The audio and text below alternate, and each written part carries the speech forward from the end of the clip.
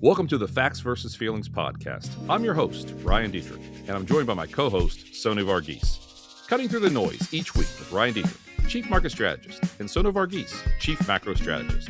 Taking out the boring and helping investors focus on what really matters.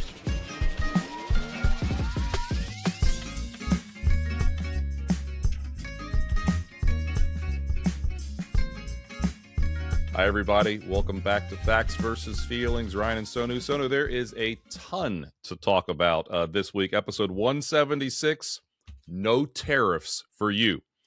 Let's just go. Let's just dive in. We always have small talk. We'll get to that stuff. But the tariff news, I wouldn't say it came out of the blue on Friday, but it's like we almost all forgot, Sonu, that news is going to come out some Friday morning. We were all focused on it, 5 or 6 weeks ago. I know you had a busy morning, and then that came out and added to your day. I didn't really care. I was like, Sonu will look into it. I was car shopping, whatever. But I knew Sonu was on it. I mean, we can talk about this for an hour. We don't want to go that deep, but you've got a lot of great thoughts on these tariffs, what it all means, what's going on. Let's just start high level. What happened on Friday morning, Sonu? My morning went for a toss. That's what happened because I was focused on GDP data. We'll talk about that PCE inflation, which is great. We haven't gotten this stuff for ages, so it was like Christmas anyway. And then, literally out of the blue, like you said, I've been kind of expecting it. I mean, totally forgot. Oh yeah, February 20th. Boom, the decision comes, right? Basically, long story short, think of it, that big red tariff button in the Oval Office that President Trump kept going, boom, you get a tariff. Boom, you get a tariff. Boom, you get 150%. Boom, you get 40%. Gone. Done. Right? That's gone away. That's what the Supreme Court did. So the IEEPA tariffs, it stands for International Emergency Economic Powers Act. Don't make me say that again. Never. No, I don't think we will. Hopefully you never have to hear about it again. IEEPA. IEEPA. It was struck down by the Supreme Court, 6-3 decision. The main takeaway from the decision was, decision held, IEEPA does not authorize the president to impose tariffs. At the same time, this doesn't mean the president can never impose tariffs at all. They can, not just Trump. Any president, they can. But they will need Congress for the most part, right? And this is something interesting. And I think I mentioned this at a team chat. I've been here in the U.S. for 25 years. Okay. Love the country. And I'm always sort of learning how well the framers sort of designed the system with checks and balances. Every so often we say, oh, checks and balances, checks. Yes, we know there are checks and balances, but it's interesting to actually see it happen in practice, right? So this is what the Supreme Court said. The framers gave Congress alone the power to impose tariffs during peacetime, and the foreign affairs implications of tariffs do not make it any more likely that Congress would relinquish its tariff power through vague language or without careful limits. So translating that, I'm not a legal expert. I have to caution with that. So even though the tariffs may have foreign policy implications, all those deals, and remember all of that, right? For example, the administration made deals with the EU and Japan and UK and Vietnam and India. They're talking about it, right? Congress still needs to weigh in, right? And then the thing is, look, Republicans have just a 218-214 majority in the House of Representatives. Okay. They can afford to lose one vote. If they lose two, it's 216-216. That means nothing gets passed, right? So what's the likelihood? You all can decide what the likelihood of that is. I think it's 0, right? Or close to 0. Look, what's interesting, I think the president was arguing this, right? I see that argument. He was like, look, I have the power to impose a trade embargo on a country. I can say no imports at all, right? I have that, but you're not letting me put tariffs? What the, I was going to say something. Well, we'll get there. I mean, you can literally strike Iran. We'll talk about that later. You can do those things. So let me jump in here. Great setup there. I mean, he initially on Friday said 10% global tariffs, and on Saturday he slept on and said, no, you know what? I want to go to 15. So I want your take on that in a second.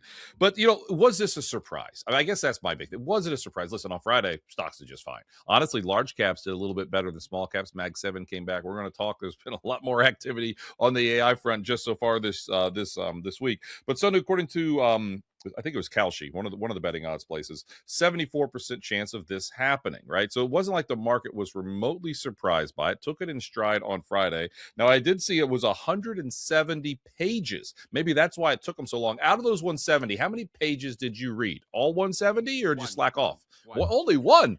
You get the summary? Is there a summary on the front? I didn't look at it. I mean, I put it in the chat. I could put it in the chat Yeah. GPT or something. Get the summary. Yeah. No, I didn't do that because everyone else is summarizing. Like Yeah. that's what you do, right? You look Yeah. at other smart people and see what they're saying. Oh, totally. So Like, well, sorry, we did a very long, detailed morning call with our financial advisors here at Carson Group the other day, and you had a really cool chart, and maybe we have this chart. I'm not sure, but the effective tariff rate at the start of 24. Yeah, we have that chart. Let's put that chart up right now, then, Drew. The It effective says tariff bye rate. tariffs, right? The IEEPA bye-bye. rule. Yeah, it says bye-bye tariffs. Bye-bye. You have Well,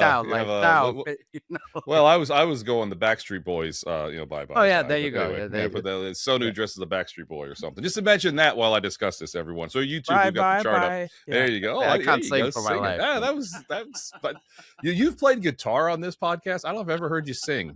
We have to cut that out. I don't know. No. You don't want to hear me sing. But, No, we kind of just did. but So that was good. going back to what I was saying, I mean, and Well, wait. Well, let me just describe the chart real fast. Yeah, Let me yeah, just, yeah. Go ahead. So sorry. So in 2024, 2.5% effective tariff rate. At the start of 25, in 25 went up to 13.5, and now recently back down to quote unquote 6.4. Although there's other levers and dials President once you Trump take can the pull. IEEPA tariffs out. Once you take the IEEPA tariffs, it drops to 6.4. And I've seen the Yale budget. What are they called? The Yale budget lab.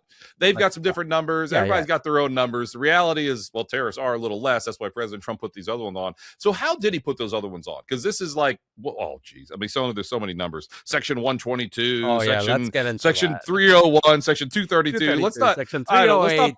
Let's not put everyone asleep. But there are other mechanisms that he has, even though this mechanism was taken away, right? Right. And that gets to what the Supreme Court said. Look, yes, we know you can put a trade embargo on a country, but the power of taxation and import duties lies with Congress, right? So it's almost like, as an analogy I made was, Alex Tabarrok, the economist over at Marginal Revolution with Tyler Cohen, he made this argument. It's akin to, look, a fire chief can say, I'm shutting down a road for safety reasons, right?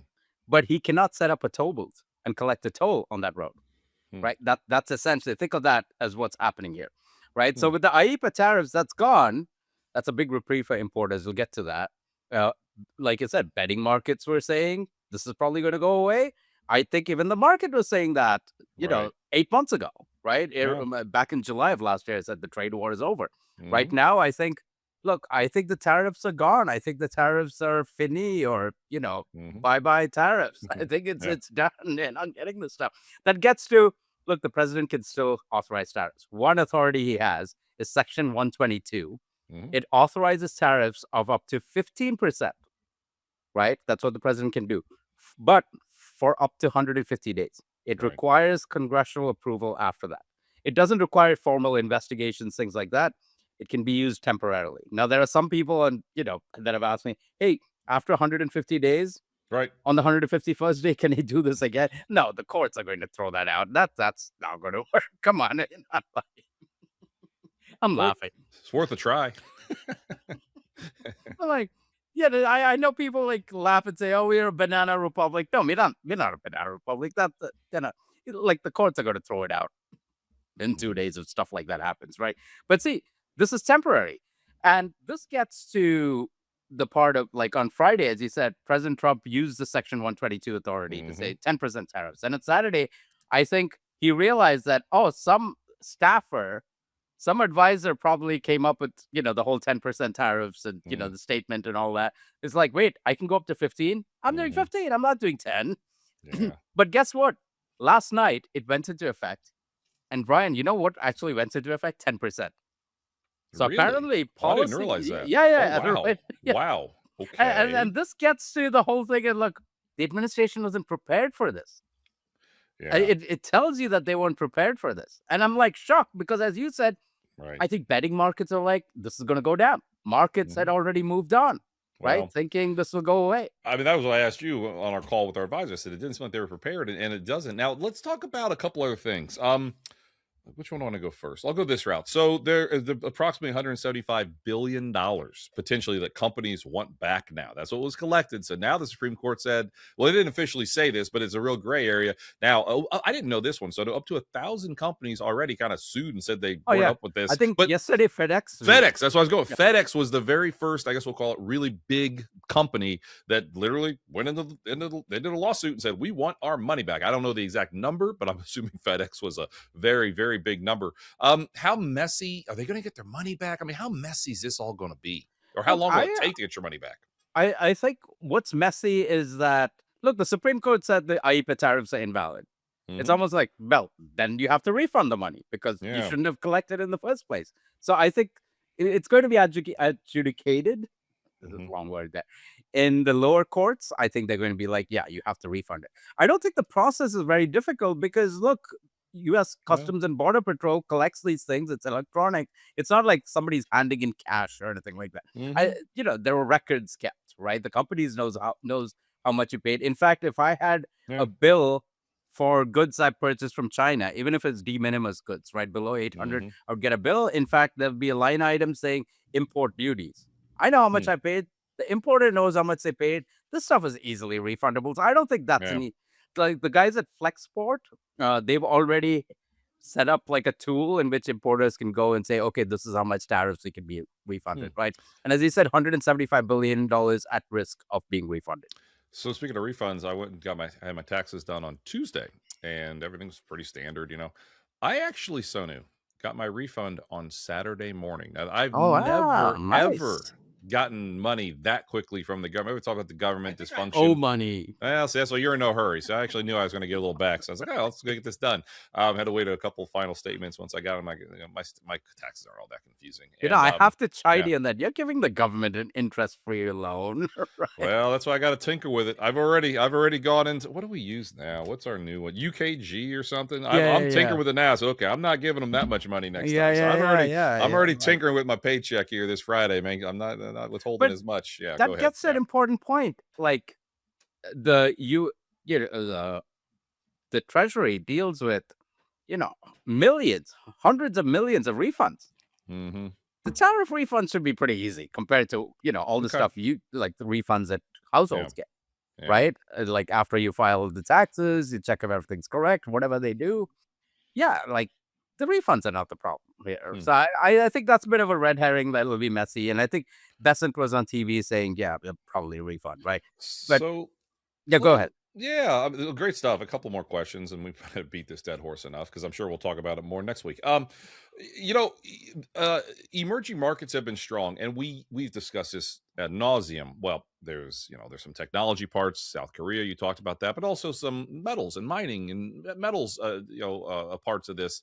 But China's been strong, and you said again on our morning call with our advisors the other day that China actually, at the end of the day, is looking like one of the winners in all this. You want to dive into why you made that comment? Yeah, look, that gets to some of the other tariff authorities the president has, right? Other than Section 122, which I think, is temporary. It's also problematic because to invoke Section 122 tariffs, you have to have something called, quote unquote, in the statute, it's written, a large and serious balance of payment deficit, right? And to prevent an imminent and significant depreciation of the dollar. By the way, the balance of payment deficit is not the current account deficit or the trade deficit. The current account deficit is a large deficit because we have a big trade deficit. We get more goods than services, right? Sure. But the balance of payment also includes a capital and financial account, right? So this is FDI, net FDI, portfolio investments, foreigners buying U.S. equities, buying U.S. bonds, treasuries, corporates, munis, mortgage-backed securities, things like that, right? So we buy excess amount of goods that other countries' households don't consume. Hence, we have the trade deficit. We send them dollars in exchange for these excess goods. They turn around, use those dollars to buy assets in the U.S., right? Which means we don't have the balance of payment is the balance is zero. There's no deficit, there's no surplus because it exactly matches, right? Usually balance of payment crisis happens in EMs, the money they send abroad for, imports, things like that, that doesn't come back. And then you have currency devaluation, central bank runs out of reserves, things like that. Get a problem. We don't have any of that, which is why I think the Section 122 is sort of going away, right? One way or the other. Then it gets to the president can impose national security-based tariffs. It's Section 232, Section 301. And that's how they already impose tariffs on things like steel and aluminum, copper, autos, furniture, right? That's hit countries like South Korea, Japan, and to an extent, like Europe and UK, there are deals and things like that, right? The net tariff rate came out to be something like 15%. Meanwhile, there's no deal with China yet, right? In fact, I think the president's going to visit Xi in very soon. Yeah, sometime this summer, something like the spring or summer, soonish, yeah. And there's no deal. And now these tariffs have been invalidated, right? And the thing with Section 301, 232 tariffs is that you need investigations into products, trading partners before you do any sort of implementation. That can take months. And you can be sure the moment you institute that, companies are like, we're taking you to court, which means you have to have all your legal I's dotted, T's crossed. Otherwise, the stuff is getting thrown out. I mean, last week we literally talked about how jobs data was updated from 5 years ago. So sometimes this stuff takes a while. So I'm worried. You said months. I'm thinking, oh my goodness, the Chinese, to their credit, they are very patient. I mean, they're like generational patient. So this might they've come out take looking a while. Good. Because there are numerous even the 122 10% tariffs now, not 15%, right? 15% is a tweet, 10% is the official thing that went into place last night. There are numerous exemptions and carve-outs: cars, electronics, pharma, energy goods, aerospace goods, critical minerals, all the USMCA, which is the replacement for NAFTA, all USMCA compliant goods, that was all exempted, right? So first of all, these tariffs apply to only about $1.2 trillion of imports out of about $3.4 trillion total, right? About 35%, which is why even the, despite Liberation Day, everyone freaking out, the effective tariff rate was like, 11% to 12%, something like that. It wasn't that high, despite, all the big, huge numbers that were thrown around, right? So all this gets to the point that, look, there's a lot of Chinese goods have been exempted. Those that haven't been exempted have been routed through places like Vietnam, right? Now, the problem is countries like Vietnam and Indonesia who signed trade deals with the administration for 19, 20% tariffs are like, wait a minute. Yes. Like, now, what do you do? India was on the verge of signing something for, I think, 15, 19%. And they've just pulled back. They said, well, wait a minute, we're not coming, right? Our officials are not coming. So, and the EU has said, look, we're not going to ratify this, in their own parliament until this whole thing is figured out, right? So everything is sort of on standstill. Wow. I wouldn't hold my breath for all these investigations and Section 232. Because everyone's like, oh yeah, the president has other authorities to impose tariffs. It's like, look, if they could have done it, they would have done it that way in the first place. There's a reason they didn't do it, because it's very hard.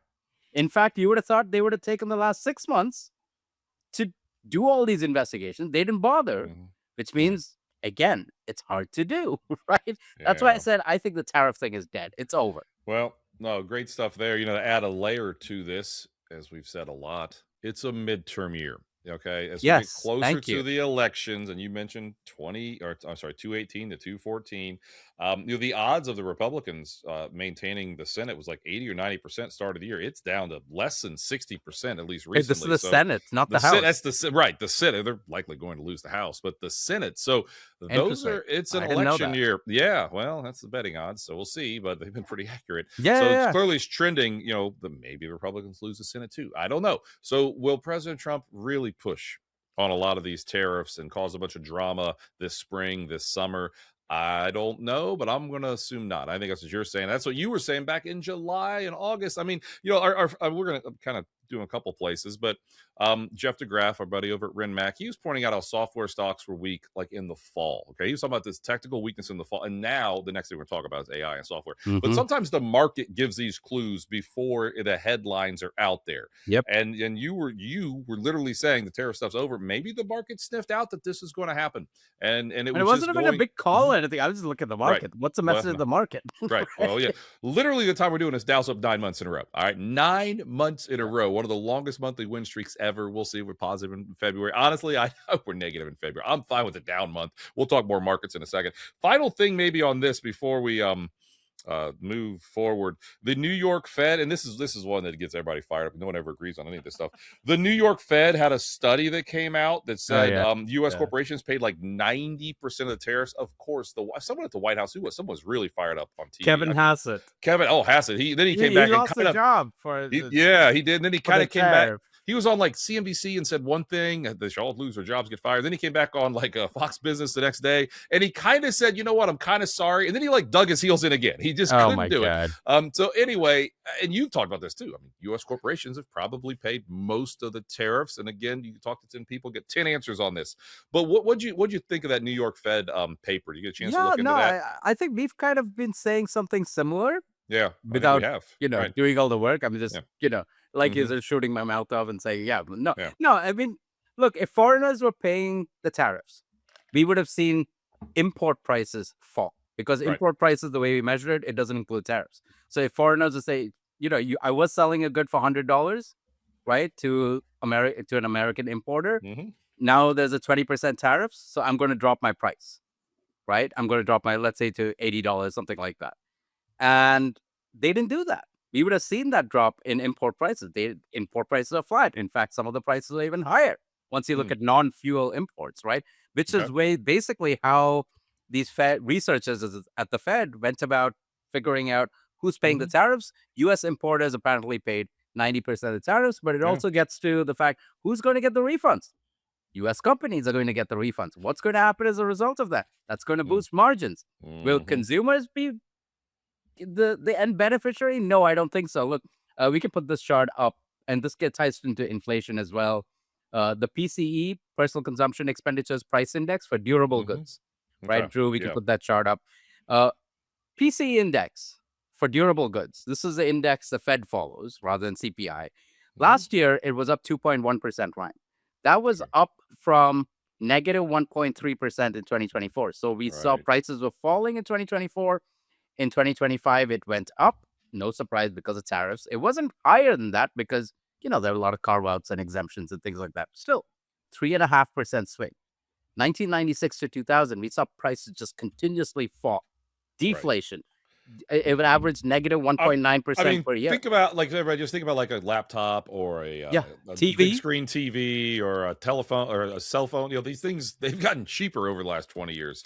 Now, not everything has, but this is the stuff we're talking about. Too. Oh yeah, good point. And the BLS accounts for that. I don't know. I don't think cell phones are, Sonu. I swear, like once you hit that two-year contract, your cell phone stops working.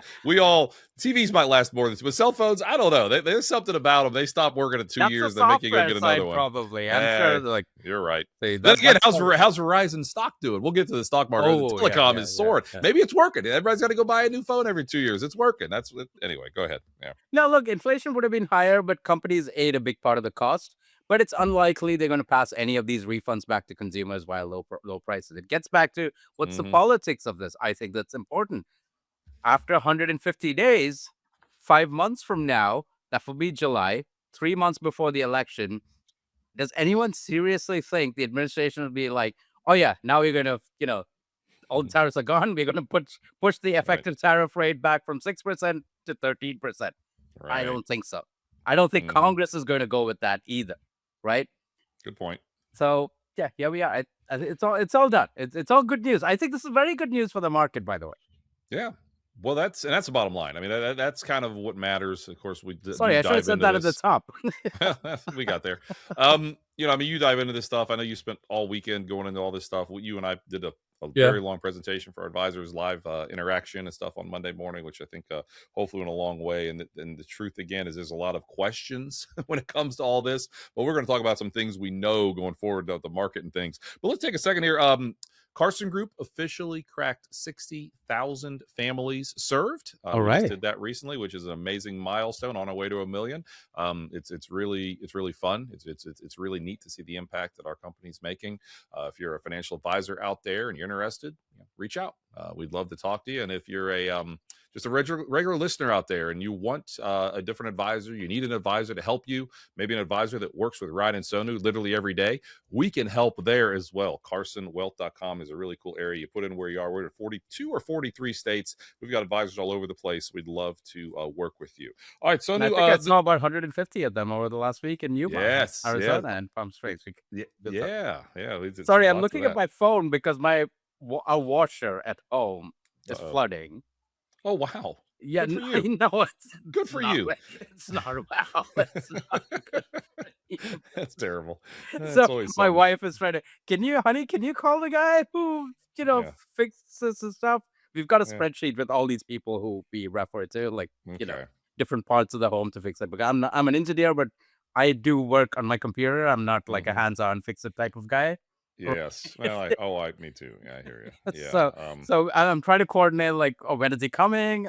Like, I'm doing this. I can't let him in the door now. So anyway. Yeah, well, that's true. Well, hey, if you need to leave, I'll BS it for 10 or 15 minutes, and we'll get through if you have to take off for a second. No. So a couple other things. We had a record, or not record, but near record, 20 inches of snow in Central Park just recently. Just snow all over the eastern hemisphere, eastern part of the United States. So hopefully everybody's getting out of that. Hopefully by the time you listen to this, that's the 9th most snow we ever saw in Central Park. That is that is something.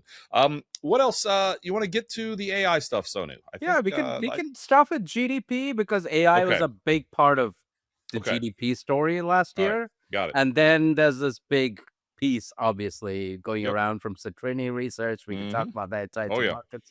But Friday, that's how Friday started.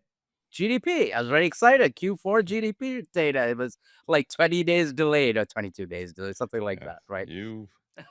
I was to jump in. I mean, like, he's serious. Like, when that got delayed, he was sad. He's like, no. What am I going to do for my job? Yeah, well, you're all right. You're all right. But no, he was like legit sad when this data gets pushed back. And anyway, so we came into the morning on Friday, 1.4% GDP, expected to be 2.8, so approximately it came in half what it's supposed to. But Sonu, you peeled back that onion. Maybe it wasn't quite as bad. What'd you find when you looked at that number? Look, two things. One is it wasn't quite as bad when you dig into the numbers, and you don't have to dig very far. Yeah. Right. You just have to open the hood a little bit. And the other thing is, it's not completely a surprise for us. We have our own leading economic index over the last year. It's told us that growth was sort of on trend, maybe slightly below. There was some weakness in the summer, and we got through that. And that weakness was nothing close to what we would normally see if we were going into a recession. Okay. Right. So expectations, as you said, 2.8%. It came in at 1.4%. Over the full year, 2025, real GDP growth grew 2.2%. Right. So amongst the highlights for Q4, why did it come out at 1.4%? I mean, Ryan, the Atlanta Fed GDP nowcast 3 weeks ago was at 5%. We were talking about that. Yeah, 5% a couple weeks ago. Yeah. And just before the final reading, just before the official data came out, it was 3.1%. So everyone really flubbed that one, right? But look, consumption eased. That was because goods spending pulled back. Services spending was actually above trend. So it's still going well, thanks to healthcare spending, things like that. Goods spending was really a story about auto sales in October pulling back after those EV tax credits went away. Investment spending, I'll come to the whole AI piece of it. Housing's still a big drag. The good news is net exports and inventories are usually the noisiest part of GDP. That was more or less a wash. It wasn't a big deal, thankfully. So you set that aside. Problem is government spending was a massive drag. Yep. Despite pretty strong state and local government spending, we had the shutdown. Yeah. Right. So federal spending collapsed about 16.5%. Non-defense spending fell 24%. Defense spending fell 11%. This is all inflation adjustment. That's important because if you don't adjust for inflation, right, nominal federal spending fell a little bit, like 3%, 3.5%. The problem is workers got paid. Federal workers got back pay. They didn't provide any services, right, because the government shut down.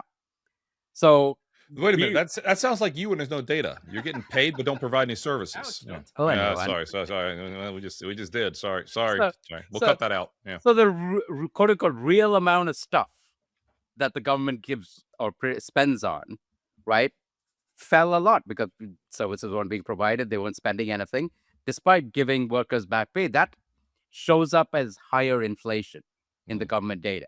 So That's why real inflation-adjusted federal spending fell about 16.5%. It created a 120 basis point drag Right. to GDP growth. So that's 1.2%. I mean, that's 1.2 1 percentage point. points. So you Yeah, take that out. If exactly. my math is right, Sona, you're looking at about a 2.6% GDP print versus expected 2.8. It sounds a lot better. Now, one piece of context, you said this is 2025, 2.2%. The year before, 2024, was 2.8%. So the economy, quote unquote, did slow down Yeah, a little bit. Not but a shocking. little I mean, bit. well, Yeah, you and I talked about that all year. Said, yeah. listen, it probably will slow down a little bit, but still grow about trend. Now, maybe trends a tad higher than that. But here's the thing that I think is important. So, okay, we're talking about all these numbers and stuff. What just happened because of the government shutdown? What tends to happen is it makes up for what it lost the next quarter. So here's what I'm going with this, Sonu. The first quarter the last 20 years has been like the worst quarter. I've talked about this. I'm not doing no other data than just simply looking at the 4 quarters. First quarter is always the worst one, and then the rest of the year gets better. I don't know if it's random or not. I love your take on that. But the bottom line is we have a nice tailwind now for that 1.2 we just lost. Are we going to gain 1.2 in the first quarter because of that as we get it back? Or how is it that simple? What do you think? I'm not smart enough to figure out that exact number. I Mm-hmm. don't know that anyone is at this point, Yeah, but I think we get a bounce. yeah. Hold on. Like if you take out if you look at core GDP, what is Mm-hmm. core GDP? It's household consumption, Okay. investment spending, residential, non-residential, and government, right? Take out inventories and net exports. That's a noisy part of GDP, as I Right. said. Core GDP is probably what you wanted to follow. That ran just above 2% Okay. in 2025, but that was because like we got the shutdown, federal government spending pulled back a lot in Q4. And in Q4, final demand, right? Let's core GDP was 1.1%, right? But that's going to reverse. I think that's going to run closer to 3% Mm-hmm. in Q1 when you get the numbers. Okay. But and we shouldn't read too much into that because again, that's a bounce, right? Just like we shouldn't read too much into Mm-hmm. the smaller number that we got for Q4 because shutdown that passed Right. as well. So take that out. Just look at private demand, right? Household consumption plus business investment, residential investment, housing, things like that. Final demand was at 2.4% for the full year, 2.5% for the full year 2025. That's not bad. Yes, 2023 and 2024 was 3.2%. The prior pre-pandemic trend for private demand was about 3%. But 2.5%, that's an annualized number. That's not Yeah. terrible. Like, Right. that's Yeah. nowhere close to recession. That's good for markets. Well, That's good for margins and revenues and things like that. so real private demand that doesn't that kicks out, I guess, Government. government spending, which Yeah. is kind of what we're saying. Because I mean, I remember the first. I mean, feels like a year ago. We're talking about a weak first quarter because we saw everybody buy a bunch of stuff and inventory took away from GDP in the first quarter, and then in the second quarter, all the tariff stuff, we saw import exports play a bunch of numbers with the GDP numbers. So you've been saying like the whole time, look at real private final demand, look at Yeah. final demand. These are the things that kind of matter more because these more what's the word I'm looking for, more volatile areas that aren't as consistent, specifically Exactly. trade and inventory. They can play with those numbers. Well, that's good stuff. Let me see, I had anything else on this, Sonu? Then, You add anything we else can go about to the GDP? AI stuff, right? I Yeah, think we're going to that's spend a it. lot on that. I was making sure So I don't just see anything within else. Yeah. GDP, look, AI had a Yeah. big impact, right? Okay. And now when I Yep. say impact, I'm referring to investment spending related to AI. I'm not talking about how AI is being diffused across the economy Okay. in terms of, adoption and all integration, things like that, right? Right. And becoming this big boost of productivity. We won't know all that for several years from now, right? But investment spending on AI, Ryan, that just completely went berserk in 2025, both on the hardware and software side. And Drew, we can put this chart up, AI investment spending surging in 2025. Look, if you take the hardware side, spending on IT equipment, that was up 28% year Hmm. over year. Wow. 2010 to 2024, the trend was about 6%. You went from 6% annualized pace to 28% increase, right? Within IT, it was mostly spending on computers, equipment, things like chips, all of that, right? That was up 72% year over year. The 2010 to 2024 trend was 5%. That's the hardware side. Look at the software side. Investment spending in 2025 was about 14% year over year. That's massive. Now, the Yes. 2010 to 2024 trend was about 9%. So, like, if you look at the contribution to GDP growth, to final demand, right? Across the 4 quarters, across 2025, as you said, real GDP growth was 2.2%. AI-related hardware and software spending contributed 80 basis points of that, 0.8 percentage points, about 36% of real GDP growth in 2025. Consumption contributed about 150 basis points, 1.5 percentage points. But remember, consumption makes up close to 70% of the Well, economy. usually it's 70%. Yeah. All this other stuff makes up just over 4% of GDP. This is massive. A contribution of 80 basis points on average per quarter. Whereas even during the dot-com boom, 1995 to 2000, the average contribution of IT equipment and software spending was about 70 basis points or so per quarter. So yeah, this is just massive what's happening in the economy. Just on the investment Well, side, AI. so one of the, I mean, we love stats, right? I love stats. One of my favorite stats from last year, the first half of the year, which again, we talked maybe there's some flaws with GDP numbers first half. Nonetheless, our economy grew 2.2%. 1.1% of that came from AI and Capex spending. Now, like you said, that was half. And then as the year progressed, it was less than half. What's that come out to? 0.8 from 0.22? What is it, like 20, 30%? Yeah, about 35%? 35%, 35, Yeah, so 36%. still a lot. That's still a lot, yeah. And we just released, not just, but a month or so ago, we released our outlook, right? Riding the wave. One of the waves that you've laid out, Sonu, is we don't think this is really slowing down. And we don't need to talk any more than just a headline. Just this morning, it was, who was it? It was AMD and Meta. AMD and Meta announced a $100 billion chip deal. I'm like, didn't we hear that already? I mean, it's funny to say. Deja vu all over again, like our last episode. $100 billion. And it's like, yeah, I've heard that before. Like, it's just weird. We're going to dive more into the AI worries. So that's GDP. Do you want to get more into AI now? Is anything else on GDP you want to talk about? Yeah, I mean, look, AI is, it's about the two things, right, related to AI. One is investment spending, because all this stuff has to be built, data centers, but you need power and energy. And I think that's a critical part of this, right? Where do you get all this power? There's a reason why electricity prices last year went up almost over 7%. Yeah. Right? That completely negated any benefit consumers got from lower gasoline prices. Right. Even shelter disinflation. Shelter is kind of tricky. Like, you think we're going to hear? You think we'll hear that tonight at the State of the Union? Anyway, I'll leave that there. Ouch, yeah. What we will hear, like, actually, speaking of, like, and then the other side of AI is, the impact on the economy, the overall macroeconomic impact, and then the different sectors, and that gets to this piece somebody wrote. But I'll just put one thing out there, and this relates to the U.S. men's and women's hockey team. Congratulations! That was both games are just outstanding, especially the goal, the goals at the end. But think of this, when we think about AI displacing humans or replacing human workers and things like that. My guess is even 20 years from now, forget 5 years from now, we still want human beings to play those games of hockey rather than a bunch of AI robots who could probably play it pretty well. Oh, yeah. But my guess is we want to watch humans do this, right? Yeah. So I always get to, I still think there's a role for humans. We could talk about this.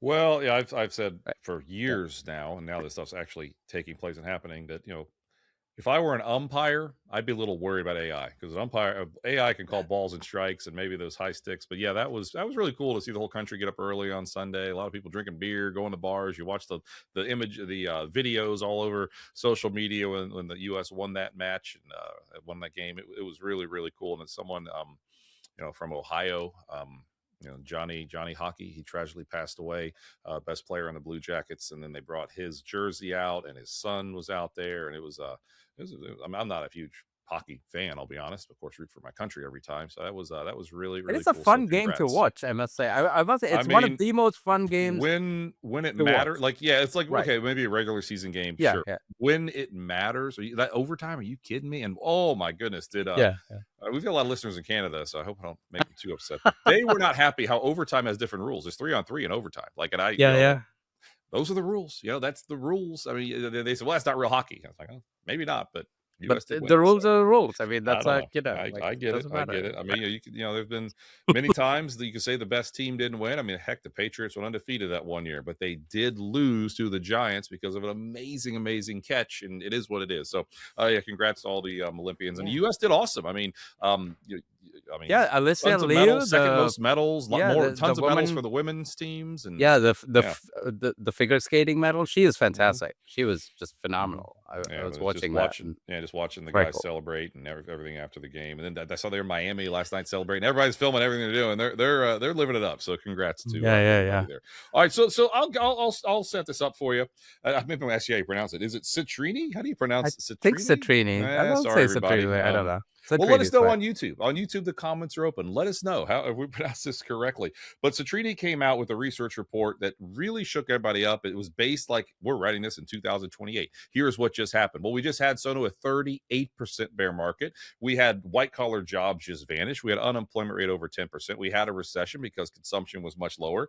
Yeah, productivity was higher, but maybe AI wasn't so great. Now, here's some names, and I will turn it to you. These names were mentioned in the report, and they were down across the board by a ton. Let's see. Here we go. Are we Uber, calling it the Citrini crash? the Trini crash. Yeah, maybe. Well, we're bouncing today. We're going to get that. Oh, The there time we we're go. doing this, we're Okay. bouncing a little bit. DoorDash, American Express, Uber, Visa, MasterCard, Apollo.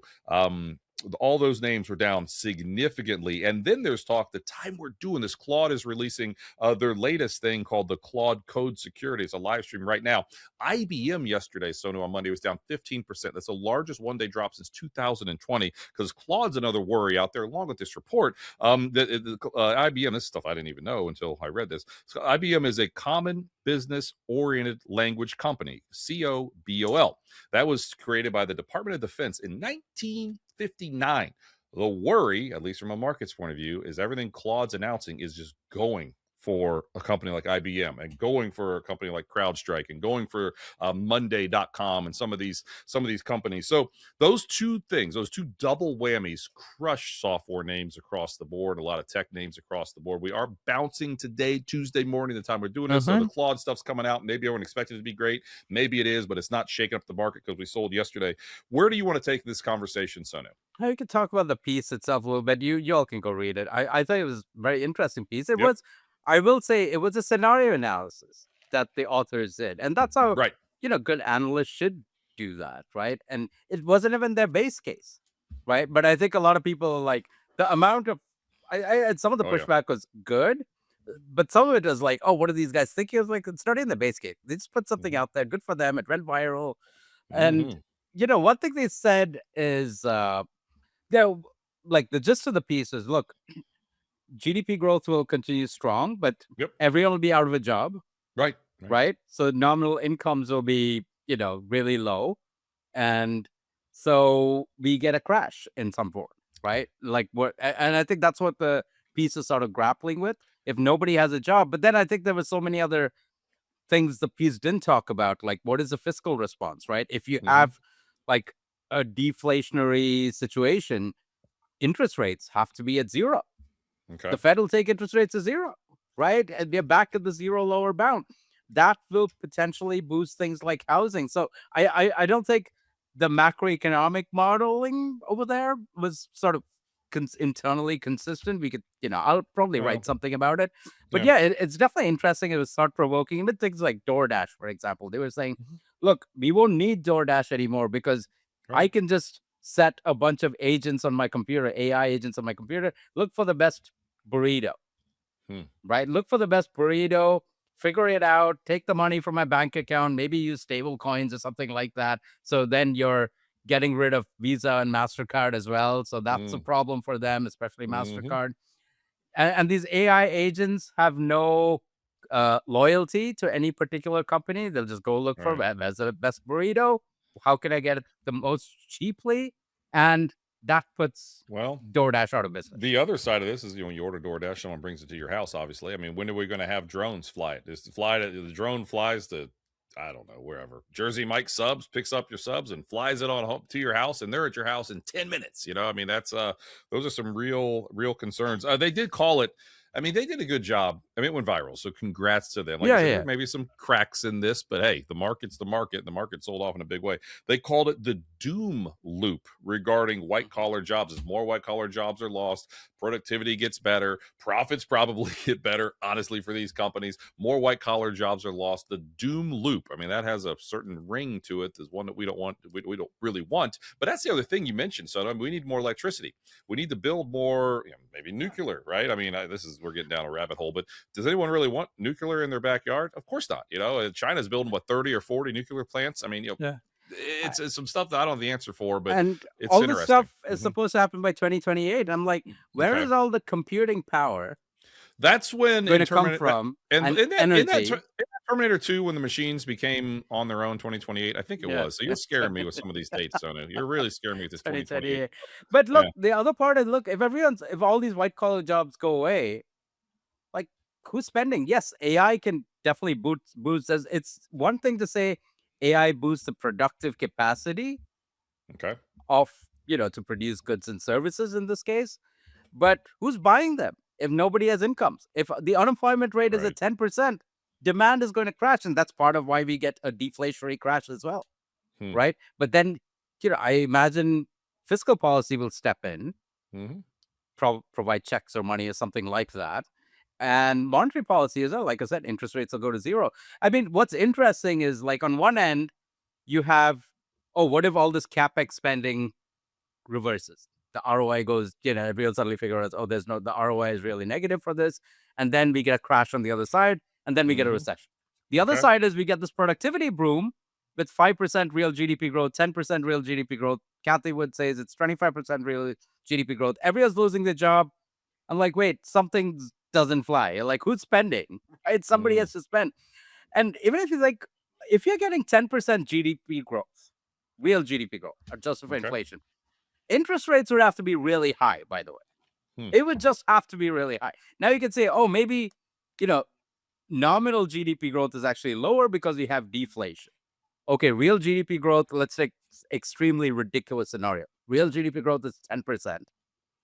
Deflation of -5%, which means you get to nominal GDP growth of 5%. And so maybe interest rates don't have to be 10, maybe it can be at 4% or something like that.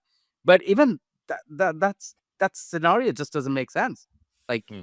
how does that fly? Like, you Well, have to be sort of internally consistent here, right?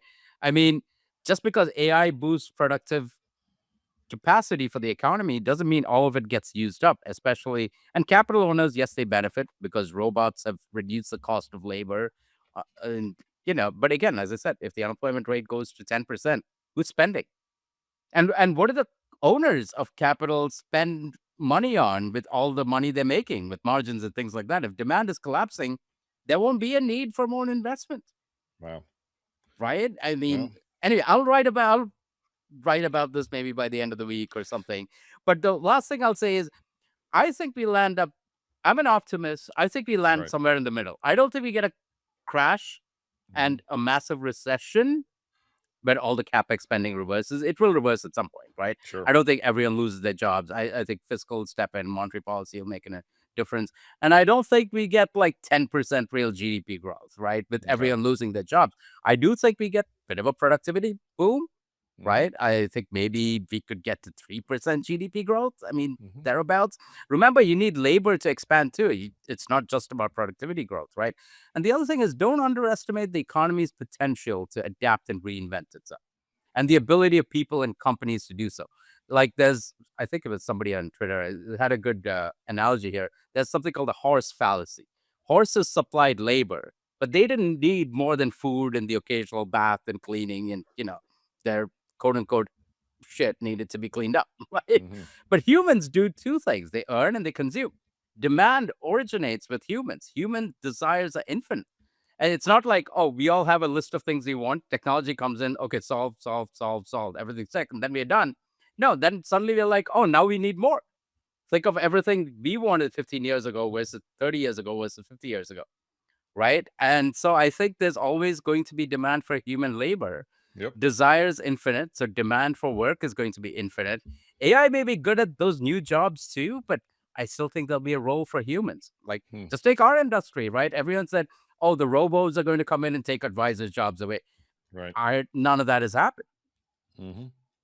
Well, yeah, great point. The example I've given before, but it's an easy one, is when Excel came out. They said, "That's it. We don't need any more accountants." Well, there are more accountants than there ever been leveraging Excel and all these other things. And literally, the time you and I are doing this, Claude is releasing again their new version and all this stuff. And the market is bouncing a little bit. And I heard from one of our amazing Carson partners, they went into Claude and they said, "Hey, look at the most recent facts versus feelings." They put our most recent weekly market commentary there, and something else. There's a third one Uh I forget, but yeah. I know it's like, oh, getting rid of Ryan and Sonu here. And they said, "Give me a PowerPoint presentation for a client. Give me like 15 or 20 slides." And Okay. boom, like just like that, Claude spit it out, and it was like perfect. And I said, well, hopefully they still need us to create the stuff. Then you can go use it Yes. how you want to use it. Right, And right, that's what I right. think it is. And at the other side, Josh Brown talks about this stuff. I mean, do you really want to talk to a computer? Now, maybe a kid born today, if they just grew up in this world, they would. But I mean, for at least the rest of our lifetime, I think people want to hear from people. They want to communicate with people. Robo advisors are great. There's a lot of awesome things they did. At the end of the day, when the market does what it did last April, how'd your robo advisor treat you? Were they there to answer the questions for you? Were they there to hold a special call? Were they there to send you a weekly market commentary put together special for you? I mean, probably not. And I think that's what is a good reminder and why we do remain optimistic. But there's clearly some industries that are going to be upset by this. No doubt about totally. it. I think it's displacement. I don't think it's replacement, Mm-hmm. right? Like when it. it comes to AI. Well, And this I don't think it'll be like clean. Like there'll be certain sectors that do get impacted, like the China shock, for example, right? mhm, After China entered the WTO, manufacturing jobs in especially the industrial Midwest, where you and I are, mhm, that got hurt, and people had a like it's hasn't been easy for this right. communities across the Midwest, right? That had these industrial factory jobs and things like that. But so I mean, but that's what government needs. So I think can make a difference potentially. Mhm, I think my biggest issue in the Citrini piece, more than anything else, not issue. I mean, I actually really enjoyed the piece. I've read it a couple of times. mhm. One quote they had is, "We had overestimated the value of human relationships." Hmm. And I think you and I probably agree that if anything, we underestimate. Well, for our job's sake, I hope Yeah. so. I mean, anyway, yeah. Which, by the way, shout out to everyone who's listened to this podcast. The last 2 weeks, our YouTube views have been like cracked like the top 10 we've most ever had. And usually we have a bit more views and stuff when we have guests. It makes sense. People like guests. But that was just Sonu and I talking, so that's awesome. And even the overall downloads have been really strong. So hopefully that's another reminder, which is a good reminder. This Friday, we're doing our second ever social hour. So it'll be an hour before the close. We're joined. Let's see. I'll hold it up. Mr. Colin Roche. I've got his book right here on the YouTube channel. All right. There it is. I've been reading it a little bit, getting ready. He's amazing. I mean, so to talk to me about Colin for maybe a minute or two, but we probably need to wrap this up in about 5 or 6 minutes. I mean, two things. One is he's an advisor himself, and I Mhm. think he, more than anyone else I've seen, has spent a lot of time thinking about portfolio construction from a very financial planning aspect, right? Yeah. I mean, we manage portfolios too. We manage for a lot of clients, but we are not advisors at the end of the day. We work with tons of fantastic advisors. Colin's thought a lot about matching assets to liabilities. What are liabilities? My kid has to go to college. That's a liability for me in several years. I Yeah. want a You have to fix your dishwasher or your what's broken? What's my broken? washing Dishwasher? Your machine. washing machine. Washing machine. Yeah. Yeah. There you Exactly. go. That you have emergency expenses and those are short-term needs. Well, there are medium-term needs, for example, kids going to college. There are longer-term needs, retirement. That's a liability. How do you match that with assets? How do you duration match that? You need some assets for the short term. How do you invest that? You need some assets to achieve medium-term needs, wants, desires, things like that. That's going to be, in slightly longer duration assets. And then you have the really long duration assets, especially things like stocks, right? That's good for Mhm. retirement. It beats inflation. So he spent a lot of time thinking about that. The other side is the first book I bought before this was actually his book called Pragmatic Capitalism. I think it was Pragmatic Capitalism. He got a lot into macro. He's really good at the macro stuff as well. So Right. I'm Well, pumped to talk to. I mean, there's a lot to talk about, so please, we've been sharing that on social. If you follow us on social, just so you can find the link to that. And actually, Carson Group's YouTube channel. Go to Carson Group's YouTube channel, click on live. It's right there. You can watch it there. So, Sonu, let's talk markets for a couple, because we I knew we'd have a lot. We've actually, what's interesting, and let us know in the comments. I love everyone's take on this. We've been going about an hour. That we used to go like 40 to 45 minutes, but there's so much to do, and the downloads have gotten stronger. The YouTube views have gotten stronger. We're seeing actual data that suggests you guys like it when we banter a little more. I don't think we want to go much over an hour, but let us know if you like this little bit longer format. But it seems to be working, so we're probably going to stick with it. Sonu, our buddies over at Bespoke, we quote Bespoke, and we mention Neil Dutta about every week, so we kind of have to do this. We haven't mentioned Neil yet, but shout out to Neil. Whatever. Yes. There's I mentioned He Neil's gets a shout name out twice. all the time. Yeah, I mentioned his name. Bespoke, just an incredible chart that came out last week. The S&P's like flat. Like S&P's flat on the year, approximately, maybe up a tad, but just pretty much flat. Bespoke said there's 117 stocks in the S&P 500 that are up or down more than 20%. Only 94 stocks are up less than 5%, or between, how am I trying to say this? So between -5 and 5%. Okay. Wow. So like there's not a lot of stocks not making a big move. They're seeing huge moves. And Scott Brown, our buddy Scott Brown, mentioned if you look at the 4 largest sectors, which if I have, I mean, what is it? Tech, communication services, financials, healthcare. Pretty sure I got that right. Yeah. They're all down on the year. Okay. This is as of Friday. They're all down there. But the market's flat, and that's 66% of the weighting, because the other groups, energy, materials, industrials, check out industrials. Look at what Deere. Look what Deere said just last week. They said, hey, things are great. The stock went up like 14%. It's up 40% on the year. Compare that with what's going on with IBM and software. It's just like, if you're not really connected to AI, and trust me, everybody's using AI, but AI is not going to make a big tractor. I don't think. I don't know. Might bring your food on DoorDash, but it's not going to make a big tractor, at least as of today. And Deere, again, I love to hear what companies have to say. I mean, Deere said, listen, things are bottoming out in our industry. Our industry is looking better. Like, it's troughing. Things are improving. And I think that's why literally the time we're doing the stock market is still about 2% from all-time high, but it's a big dispersion. We talked about that last week in A Tale of Two Markets, where you can give any story you want. Last comment, Sonu, then back to you. Semiconductors, NVIDIA's earnings happen on Wednesday, maybe by the time we hear this, but NVIDIA's pretty strong. That's the one Mag 7 up on the year. Semiconductors, if all you looked at was a chart of semis, like, wow, market's doing good. But then you look at software. But then, here's where I'm going with this. Here's a question for you, Sonu. Then you look at telecom. Boring old telecom. How in the world is telecom doing right now on that tech side? No, and telecom, you have your Verizons, again, not a recommendation, nothing, as like some of those companies also tied to different parts of that AI story. I think of this as, no, telecoms, I think it was up 9% year to date, some crazy number like that. These are 7 weeks into the year, people. When you look at tech, what tech's doing, telecom's a decent chunk of tech. Yeah, exactly. You have 3 parts of tech. You have semis, you have telecom, the stuff, and then you have software. Right? This is what I like to look at, like the great divide that AI is creating. One side is getting, taken apart, right? Literally taken apart when somebody puts out a nice, reasonably thought out piece of research, right? Yep. I mean, or a karaoke machine comes out and says we can do logistics better than C.H. Robinson. We talked about that 2 weeks ago. Right, exactly. Yeah. But then you have all the other companies that make stuff. Right, and in fact, even commodities, like you mentioned, it's stuff that if you drop it, it hurts your feet. Yeah. Gold is up a ton on Monday. Gold's up 3% on Monday in the sea of red. So right, exactly. And then you look abroad. Well, abroad, especially Europe. Europe is, you think about like industrial economy, and then goodness, I mean, you think about countries like Germany and even France to an extent. Like, these are advanced industrial companies in a lot of these places. They're doing well.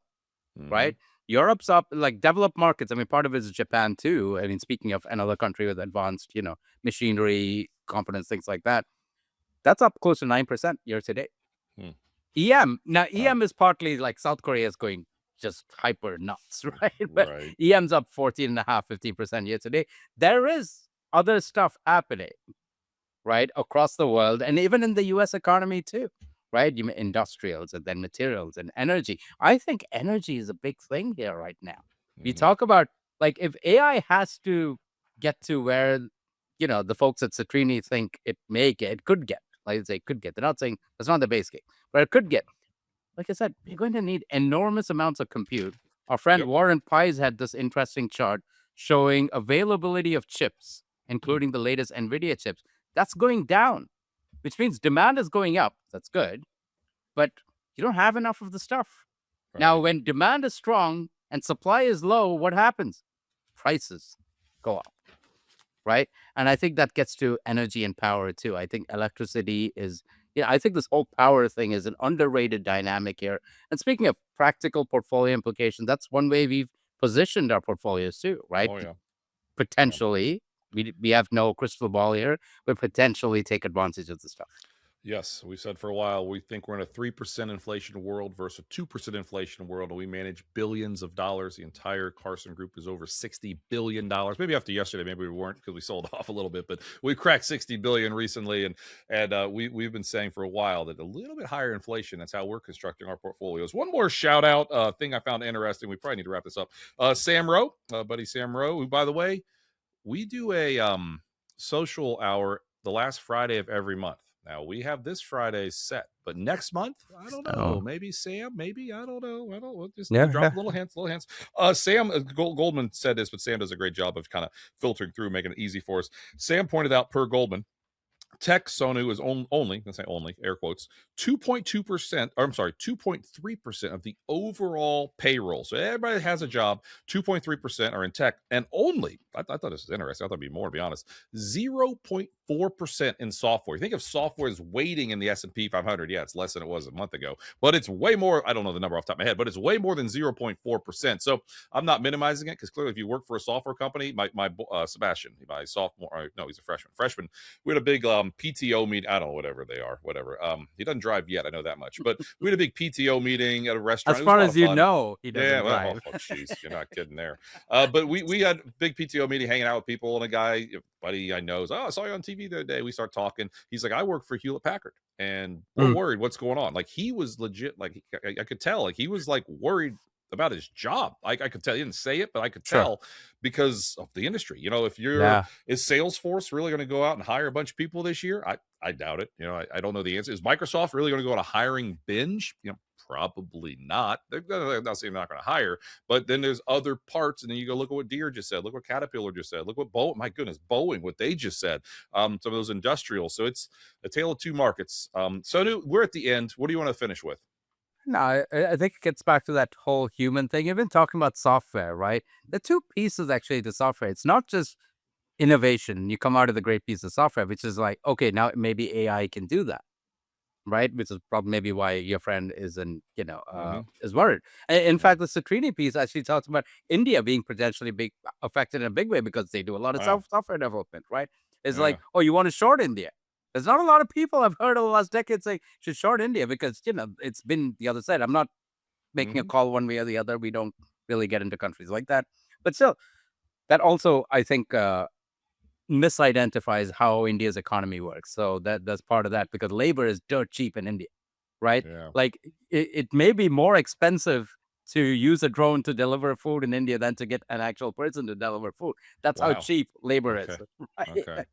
So it's something to think about, when you think about, like, if labor gets really cheap, right? If a lot of people are unemployed, which is usually what happens, then how do you, do you continue investing and make, in capital and things like that? But the other side, going back to that human thing, software, you have innovation, but you also have distribution needs. Salesforce needs a Salesforce. There you go.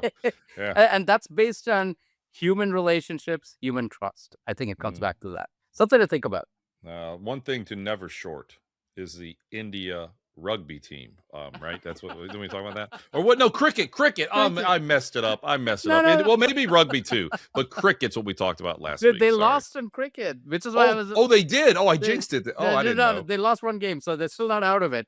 They lost to South Africa. You still beat Pakistan. That was I know. That's what matters. That's what matters. Doesn't matter if the Indian market is down. India beat Pakistan. That's all that matters. Yeah, that's all that matters. All right, everyone. Hope you enjoyed this. There's so many different things going on out there. We love digging in and talking about this and having fun. And I mean, when like you said, we were out in California a couple weeks ago with our amazing Carson partners at a really neat event. And I had multiple people come up to me and say they love the podcast. Okay, I hear that a lot. They say, one of the favorite parts is how you and I giggle. Like we legit giggle doing this. Like right there, We're so just giggle. Like happy. we Yeah. have fun doing this stuff. So thank you so much. We've hit some really good downloads and listens and all that stuff. We hope I'm gonna say everybody. we laugh Yeah. a lot rather than giggle. Giggle sounds cool. There you go. Yeah, you're right. Little Yeah, girls. yeah, No sometimes- issue with little girls. I have a little girl too. Yeah, well, I'm laughing then. I But was kidding. yeah, hopefully everybody can join us this Friday for that live stream as well. And we'll be back next week with the another edition. I mentioned AI. We're working on an amazing couple true industry leaders on AI. I'll just leave it there. In a couple weeks, we're going to cross some T's, dot some I's, but we're going to have an amazing panel. So way smarter than Sonu, and that says something for AI. Way smarter than me. For That's sure. obvious. We're just going to let these two guys talk and just kind of sit there and watch it go, because trust me, you're going to like this one with AI we're working on. Everybody, this is the latest Facts versus Feelings. See you next week. Take care. Thank you. Information provided on Facts versus Feelings with Sonu Varghese and Ryan Detrick are for general information only and are not intended to provide specific advice or recommendations for any individual. The statements and opinions of show guests may not be reflective of CWM LLC or its affiliates. Past performance is no guarantee of future results. All indices are unmanaged and may not be invested in directly. Investing involves risk, including possible loss of principal. No strategy assures success or protects against loss. To determine what may be appropriate for you, consult with your attorney, accountant, financial or tax advisor prior to investing. Guests on Facts versus Feelings are not affiliated with CWM LLC.